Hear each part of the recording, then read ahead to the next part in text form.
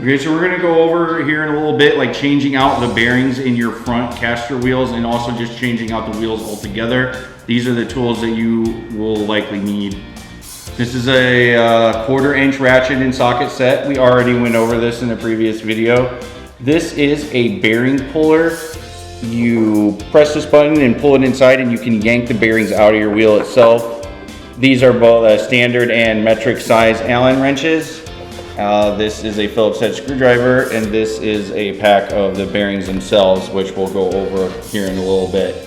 For my demonstration, we're going to be working on my wheels. You would just need this socket set, but the hardware that holds your caster wheel into your frame can be different depending on your chair. Sometimes it might have bolts for your sockets. Sometimes it could have Allen screws. Sometimes it could have a Phillips head screw. So although all I will be using is this over here, I would recommend having all of these types of tools depending on the hardware that holds your caster wheels together.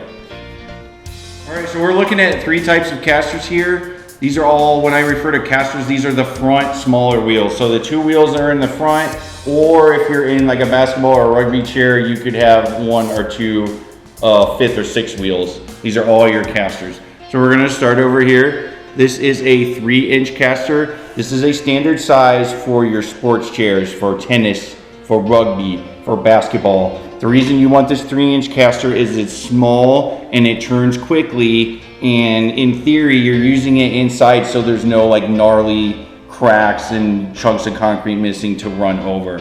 Now we're here on a 4-inch. This is more for an everyday one, but for an everyday one that you mainly will use like on concrete or inside the house. This final wheel is a 5-inch. This is about as big as I would recommend. This is an everyday wheel only, and this is more for like if you're pushing in grass or gravel. So the idea with the sizes is the bigger the wheel is, the less you will feel chunks in the concrete, stones, grass, but it's also large and bulky and makes you turn in a wider circle and can get hung up on stuff when you're in hotel rooms. That's kind of why you have a 3-inch caster for your sports chairs, because you're inside at all times. The surface should be smooth. And then in your everyday chair, you want larger wheels because you're going to be pushing on surfaces that aren't so kind.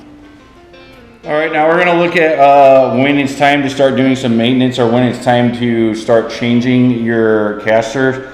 Here we have a Hughes caster that the bearing is rusted. It has a ton of dog hair in the middle. That can be all fixable. You change these inner bearings, which is what we're going to do. But the wheel itself, as you can see, is not only filthy, but this point here is supposed to kind of come to a point and have some tread. And just from continuous use, it's ground down.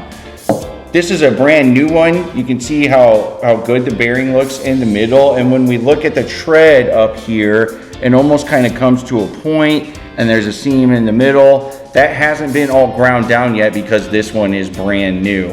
Again, you can change these bearings in the middle when they go bad, and you can probably do that about 15-20 times. But eventually when the outer like plastic of the wheel itself will start to deteriorate, then it's time to get new casters. Okay, we are looking at my front caster on my everyday chair. We have a nice 4-inch yellow wheel here. I'm going to remove it and clean it and replace the bearings. Obviously too, you cannot be sitting in your chair when you do this. I'm on my couch right now. You want something that's nice and stable and give you plenty of room to work with.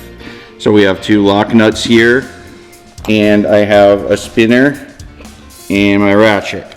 So I am just going to set it up here with one on one side, one on the other side. Make sure I got it locked in the right direction.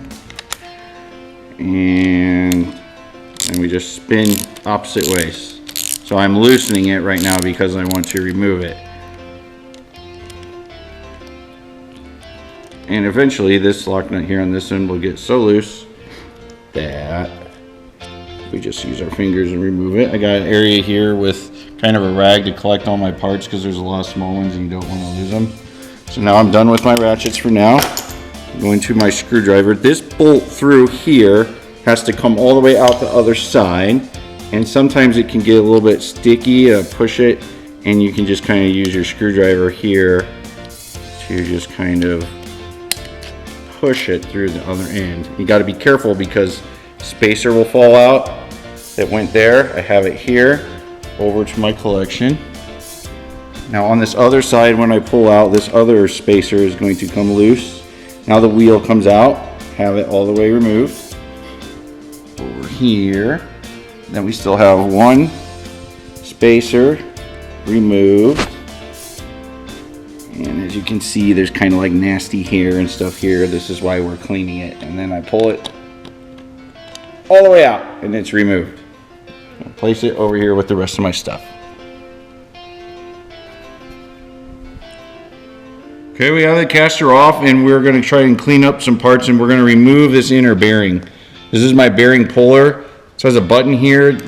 So we push this button in and I'm just going to shove it down into the bearing and then release the button, and then when I pull out it kind of locks and you wiggle it back and forth and then the bearing is out. This is the old one. So you can see here there's another spacer in here that separates the two bearings, so this just kind of falls out. I'll put it with my other spacers here. Then we have the bearing on the other side, one on each side. Bearing puller, and it's out. So parts collected, we have one inner spacer, two outer spacers, the bolt that goes through, the nut that locks it, and our two fresh bearings here. We absolutely have to keep track of all of these things at all times, and they're small, so make sure that you have an area to store them and don't lose any when they're disassembled. Alright, so we have all our parts here collected.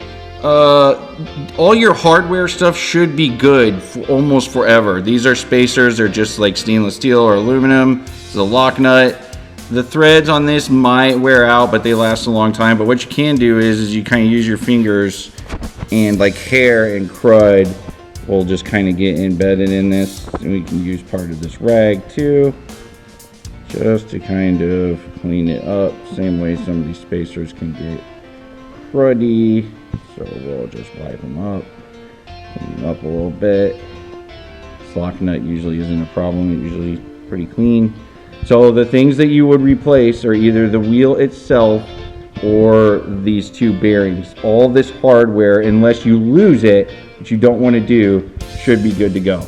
So now we're going to reassemble this wheel. We cleaned up some of the parts. We got the new bearings, and these are what are called unshielded. So when you put these in, this white part has to face out. This part's not as covered, and if you have this facing out, all the crud and stuff from the road gets in here. So you want to make sure you have it so this white part is facing out. And I just use both thumbs and push it in so it's flush with this plastic part. Next, flip it over. You can see the back side of the spacer on this other side. We need, or back side of the bearing here, and then we need a spacer. So I'm going to take one and I'm going to set it down in there. Now we have the next part. This is the second half of the bearing, and I'm going to use this push rod, the through rod, and kind of a spacer so I can get this lined up. That way it all goes through at the same time. Otherwise the spacer can kind of like rattle around in the middle and make it so you can't get it all lined up together. There we go. Now I can take this out, and now we have this all lined up together, and now we can attempt to put it back on the chair itself. Alright, so here we have the fork with no wheel. I'm going to start with the through bolt. You can see too, this is called a slotted fork. It means it has like different holes here depending on how far up or down you want your wheel. Remember when we took this off, it was on the bottom, so you want to put it back on the bottom. If you put it in the wrong slot, your chair is going to feel awful. You'll know right away when it's not in the right one. So we're on the bottom one here. I'm going to start. I'm going to grab one of my spacers and I put this, start it through, and then I get it just enough, and then I'll put the spacer on over it here, like that. And I'm holding it. Now I got my wheel with the bearings and inner spacer already there. I'm going to put it here, and I'm going to slide this through as much as I can. Now, this spacer here on the inside of it is probably not lined up and not allowing me to push my bolt through.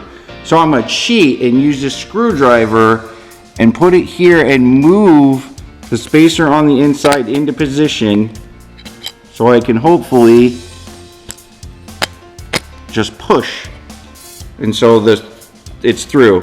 You see this through bolt? It's through the bearing on the other side. But I can't get it all the way yet. I want to back it up just a little bit because the spacer has to go in on this other side. See how we have a spacer here, but not one over here? I'm gonna go over to where I got my parts all stored, and I grab it,